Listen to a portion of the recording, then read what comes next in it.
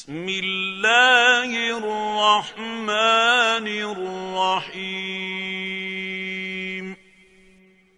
كل نفس ذائقة الموت ونبلوكم بالشر والخير فتنة وإلينا ترجعون. بسم الله الرحمن الرحيم وصلى الله وسلم وبارك على سيدنا محمد وعلى آله وأصحابه أجمعين. الحمد لله الذي هدانا لهذا وما كنا لنهتدي لولا أن هدانا الله. ثم الصلاة والسلام الدائمين الأكملين الأتمين على سيدنا محمد صلى الله عليه وعلى آله وأصحابه أجمعين. رب اشرح لي صدري ويسر لي أمري واحلل عقدة من لساني يفقهوا قولي. سبحانك لا علم لنا إلا ما علمتنا إنك أنت العليم الحكيم. اللهم انفعنا بما تعلمنا وانفع بنا وزدنا علما يا رب العالمين. Au nom de Dieu, le très clément, le très miséricordieux, et que la paix de Dieu soit sur notre bien-aimé Muhammad sallallahu alayhi wa sallam wa ala alihi wa ashabihi ajma'in. Je vous souhaite la bienvenue. Assalamu alaikum wa rahmatullahi wa barakatuh. Le sujet, le thème d'aujourd'hui est un thème qui a trait à deux pôles. Un côté plutôt dogmatique, aqaïdi, qui touche essentiellement à la foi musulmane, et on peut le traiter aussi comme étant un thème, un sujet d'ordre philosophique. Mais nous sommes ici comme musulmans et musulmanes, nous voulons savoir et connaître quelle est la conception musulmane de ce qu'on appelle al-khayr wa shar, le bien et le mal. Nous sommes confrontés chacun et chacune d'entre nous dans notre vie à ces deux éléments, al-khayr et al-shar. Et comme musulmans et musulmanes, nous avons nos repères et nos référents, lana masadiruna, desquels nous puisons nos conceptions. La conception musulmane de la vie, la conception musulmane de l'univers, la conception musulmane de l'homme, de l'être humain, la conception musulmane de l'éthique, de la morale, la conception musulmane de la société, comment son système social, la conception musulmane de l'organisation politique. Nous avons une conception, la conception musulmane de l'économie. Donc nous avons des conceptions qui doivent déterminer notre manière de voir les choses et de les vivre. Et ce qui est désolant aujourd'hui, c'est que nous avons beaucoup de musulmans et de musulmanes qui le sont par la forme, mais dans la conception, ils sont hors jeu. Vous voyez des gens qui s'articulent comme musulmans, ils se font connaître et disent qu'ils sont musulmans. Mais dès que vous abordez avec eux n'importe quelle thématique, et vous fermez les yeux, vous dites, je ne suis pas devant un musulman ni une musulmane. Je suis devant des gens qui ont tout, soit confus, ambigus, ou ce sont des gens qui adhèrent à des conceptions qui n'ont rien à voir avec l'islam. D'où l'urgence, surtout pour les musulmans vivant en Occident, en Europe, d'aller s'informer d'une manière approfondie sur tout ce que représente l'islam, pour qu'ils puissent vraiment l'intégrer dans leur façon de penser et de vivre. Je n'appelle pas indifférent dans le sens de rejet de l'autre, mais nous avons une religion à laquelle nous adhérons qui propose une manière d'être différente. Sinon, à quoi ça sert de dire je suis musulman et musulmane? Nous avons notre conception de la consommation. Même la consommation, nous avons une conception musulmane. Nous ne consommons pas comme n'importe qui. On a une manière par laquelle nous échelonnons les choses. Il y a les nécessités vitales, puis il y a des choses qui lèvent la gêne, puis il y a des choses qui sont du domaine du confort. Nous ne plaçons pas les choses toutes au même degré. عندنا الضروريات, الحاجيات, التحسينيات. Et lorsque nous consommons à partir de ces trois échelles. Avant tout, nous devons satisfaire ce qui est nécessaire et vital. Puis après, lorsqu'on a satisfait à ce besoin-là, le vital, nous passons alors à ce moment-là à ce qui peut lever une gêne, mais qui ne met pas en danger notre existence. Une fois qu'on a satisfait à tout ce qui lève la gêne, on passe à ce moment-là et on réfléchit aux commodités, au luxe, superflu. Mais nous ne plaçons pas la télévision grand écran dans le cadre des nécessités vitales. Nous ne plaçons pas les biscuits et les boissons gazeuses au même pied d'égalité avec la nourriture essentielle pour que l'être humain puisse vivre. Lorsqu'on fonctionne comme ça, selon cette conception de la consommation, un musulman normalement ne tombera jamais dans une situation de besoin qui le pousse à s'endetter, par exemple. L'endettement a pour cause essentielle la consommation de tout et de n'importe quoi. Non. قال صلى الله عليه وسلم بحسب ابن آدم لقيمات يقمن صلبه. Il suffit à l'être humain quelques bouchées qui lui permettent de bien se porter. Et si c'est nécessaire que vous voulez dépasser ce minimum, alors il a dit sallallahu alayhi wa sallam qu'un tiers soit pour votre nourriture, un tiers pour votre boisson et un tiers pour respirer. On ne se la remplit pas jusqu'à ce qu'on éclate. Et comme disent les médecins musulmans, et ça a été prouvé actuellement, que l'estomac c'est la demeure, c'est la cause de toute maladie. Ce que vous mettez dedans, c'est la cause. Al-ma'idatu baytud da. Donc nous consommons selon une conception. Eh bien, lorsqu'on vient à des questions essentielles, qui sont à travers notre existence, comme la notion du bien et du mal, eh bien, nous devons nous informer que dit l'islam à ce sujet. Cela nous donne un repère, mais en même temps, cela va nous permettre de prendre position et de bien articuler notre vie lorsqu'on va être confronté à un bien dominant peut-être dans notre vie, ou à un mal qui intervient dans notre vie. Et dans les deux cas, on ne perd pas le cap. Parce que vous allez voir, le bien selon l'humain n'est pas le bien selon l'islam. Et le mal selon l'humain, ce n'est pas le mal selon l'islam. Le bien selon l'humain, c'est le confort. Oui ou non? En islam, le confort est un domaine à risque qui peut engendrer un mal. Et vice-versa. Donc nous allons, Inch'Allah, petit à petit, ensemble, essayer de vulgariser, de simplifier cette thématique. Et j'espère, avec l'aide de Dieu, Inch'Allah ta'ala, qu'à la fin, chacun aura les repères nécessaires pour qu'il puisse vivre sa vie sereinement, sans tomber dans le piège du bien relatif, ni du mal qui est relatif aussi. Allah subhanahu wa ta'ala, dans le Saint-Coran, dit, Surat al-Mulk, الذي خلق الموت والحياة ليبلوكم أيكم أحسن عملا. Celui qui a créé, et là il va commencer par ce que nous n'aimons pas, celui qui a créé la mort et la vie. Il aurait pu dire subhanahu wa ta'ala, celui qui a créé la vie et la mort, parce que dans notre tête, point de vue chronologique, vient la vie puis la mort. Non, exprès, la mort, ce que vous n'aimez pas. C'est lui qui a créé la mort et la vie pour vous éprouver afin de savoir qui d'entre vous agira pour le mieux. C'est-à-dire, il y a un sens à l'existence. Il y a un sens à notre venue dans ce monde. Faites attention, l'islam ne s'apparente pas dans sa conception de l'existence à la philosophie existentialiste. Qui dit quoi? Qui dit, comme disaient les Arabes avant Jean-Paul Sartre et autres, qui croyaient qu'ils sont les inventeurs de cette conception, de cette philosophie. Les Arabes, les Bédouins étaient philosophes, avant l'islam. On les appelait Dahriyin, ceux qui croient que dans cette vie d'ici-bas. Alors qu'est-ce qu'ils disaient les Arabes avant? Ils disaient, en vérité, notre vie c'est quoi? Ce sont des matrices qui rejettent vers l'extérieur et une terre qui avale. C'est l'existentialisme. Qu'est-ce qu'ils disent? Elle dit, il n'y a pas d'autre vie après la mort. Donc profitons au maximum de cette vie d'ici-bas, de cette existence. Puisqu'il n'y a rien d'autre, le plaisir au maximum. Et alors on invente des formes de plaisir jusqu'à même inventer le sadisme. Ça devient, même le sadisme, ça devient un plaisir. Alors que c'est un mal en vérité. Nous sommes d'accord? Donc les Arabes étaient existentialistes avant l'avènement de l'islam. Et la preuve, ils niaient l'existence du jugement dernier.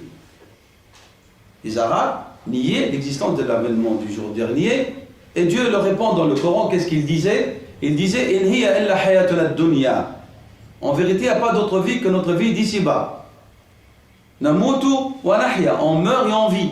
Et c'est le temps qui nous fait dépérir. Ça, c'est un verset du Coran. « وَقَالُوا إِنْ هِيَ إِلَّا حَيَاتُنَا الدُّنْيَا نَمُوتُ وَنَحْيَا وَمَا يُهْلِكُنَا إِلَّا الدَّهْرُ » Lorsqu'on pose la question du bien et du mal, on pose vraiment la question de l'existence de l'homme. C'est ça dont on parle. Quel est le sens de son existence? Et lorsqu'on va parler de l'existence de l'homme, donc cela est en relation très étroite avec la question de l'existence de Dieu, subhanahu wa ta'ala.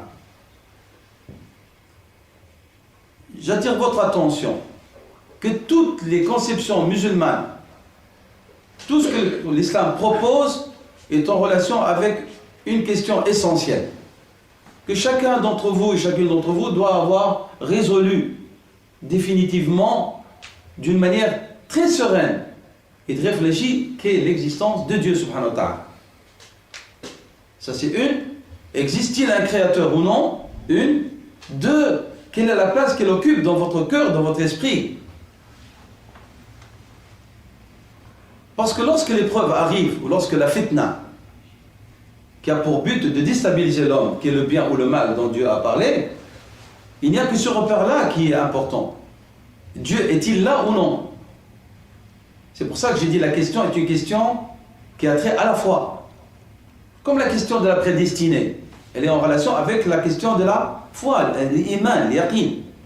La foi et la certitude que Dieu existe et qu'il agit toujours avec sagesse, subhanahu wa ta'ala, et quelle qu'elle soit la valeur que nous accordons à ce qui nous touche, il faut toujours voir ce que Dieu dit. Parce que c'est lui notre repère.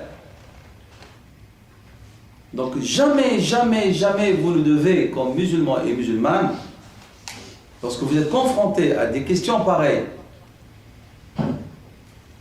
dissocier votre attitude à votre foi. À la foi en Dieu l'unique.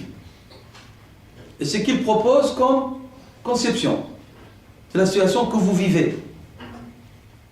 Sinon, vous êtes comme tous les autres. Si vous vous dissociez de ça. Et vous n'aurez pas de repère. Je m'explique d'une manière, encore, je répète, exprès, pour faire rentrer, une fois pour toutes dans l'esprit, ces éléments qui sont nécessaires lorsqu'on traite cette question ou d'autres questions. Il est inconcevable, selon l'islam, qu'un musulman ou une musulmane tombe le désespoir et se suicide, par exemple. Pourquoi? Parce que ce musulman, cette musulmane qui se suicide, il n'avait pas déblayé dans son esprit, et cela ne s'est pas affirmé dans son cœur, l'existence de Dieu et ce qu'il propose comme conception par rapport à l'échec ou à la réussite dans la vie. Le bien et le mal, on revient à la même question. J'ai échoué dans mon mariage. J'ai échoué dans mes études. J'ai échoué sur le plan professionnel. Je suis tombé en faillite. Est-ce une cause pour se suicider? Oui, pour celui qui n'a pas foi en Dieu.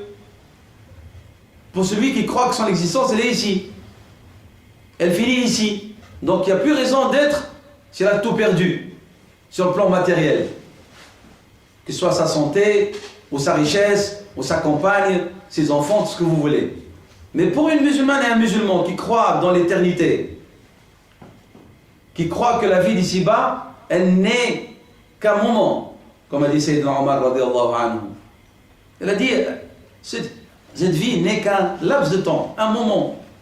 Et le prophète a dit, sallallahu alayhi wa sallam, pour parler de la vie, il a dit, l'exemple de la vie, c'est comme un voyageur.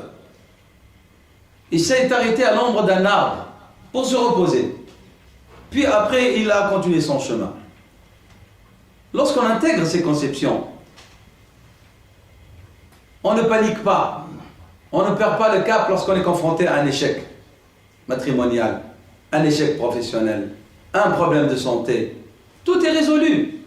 Parce que je sais que j'ai un cap. Et que je suis comme ce voyageur qui s'est arrêté pour cette sieste. Durant la sieste, tu peux avoir des petits problèmes. Mais mon voyage n'est pas fini. Mon voyage, il continue.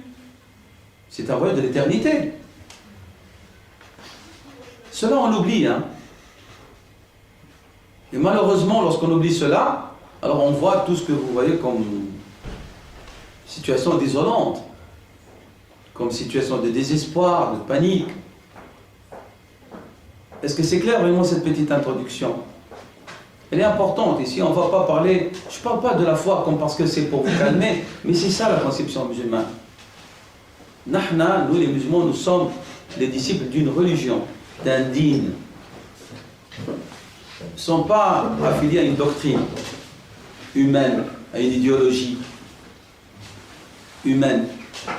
Nous sommes les disciples d'un dîn, d'une religion qui a pour source le divin. Notre religion a pour source le divin subhanahu wa ta'ala. L'élément essentiel de l'islam, c'est, comme vous le savez, l'attestation de foi. La ilaha illallah, il n'y a pas d'autre Dieu que Dieu. Et bien comment est-ce qu'on oublie cette attestation de foi qui est le pilier essentiel de l'islam? La ilaha illallah. Il n'y a pas d'autre divinité en dehors de Dieu. La divinité n'est pas une idole. Uniquement. Selon le Coran, la divinité, c'est votre passion aussi. La passion est une divinité en islam. Qala ta'ala, afara'ayta man ittakhadha ilahahu hawa. N'as-tu pas vu celui qui s'y prie pour divinité, sa passion? L'argent est une divinité. La recherche du leadership est une divinité parce qu'elle te fait oublier Dieu. Elle peut même se substituer à Dieu. Subhanahu wa ta'ala. Donc je répète et je vous ramène à l'essentiel, cette question du bien et du mal, comme tout autre sujet, pour les musulmans et les musulmanes, ils doivent avoir comme repère, comme référent, le divin, pour la solutionner. Lorsqu'on a résolu cela, et pas uniquement sur le plan rationnel et théorique, il faut que ça devienne une conviction. C'est pour ça que lorsqu'on parle de iman en islam, on ne parle pas uniquement de preuve de l'existence du divin. On vous demande, après on vous dit, c'est un tasdir. Le mot tasdir, c'est-à-dire acquérir une conviction profonde. Il en résulte quoi? Une adhésion sincère et effective. Ça ne reste pas au niveau de la tête. Si la conception du divin et de l'islam reste uniquement au niveau de la tête, vous n'avez pas résolu votre problème. Parce que dès que vous allez être confronté à des situations qui sont désolantes, vous allez paniquer. Vous allez perdre le cap. Parce que ce n'est pas ici. Et en islam, lorsqu'on vous parle des choses en profondeur, on ne parle plus de ça. On parle de ça. On parle du qalb, du cœur. Qala ta'ala, am lahum qulubun yafqahuna biha. Lorsqu'il nous parle des preuves matérielles qui prouvent l'existence de Dieu, Dieu parle de raison. Il parle qu'il s'adresse à des gens sensés. Circuler sur terre et regarder la création, l'alternance entre la nuit et le jour, la composition de notre terre, et ainsi de suite. Il s'adresse à ça. Mais lorsqu'il parle des choses essentielles, alors il s'adresse au cœur. Dieu dit, est-ce qu'ils ont des cœurs avec lesquels ils comprennent en profondeur les choses? Am lahum qulubun yafqahuna biha. Al-fiqhu, c'est la compréhension approfondie. Jusqu'à ce que la chose devient comme étant quelque chose qui fait partie de vous-même. Et bien, nous les musulmans et les musulmanes, nous sommes appelés à ce que Dieu devienne comme quelque chose qui fait partie de nous.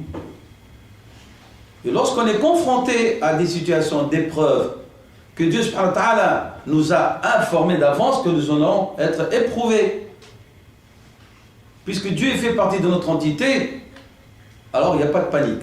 Le prophète sallallahu alayhi wa sallam a dit une fois un hadith qui est très beau, très simple.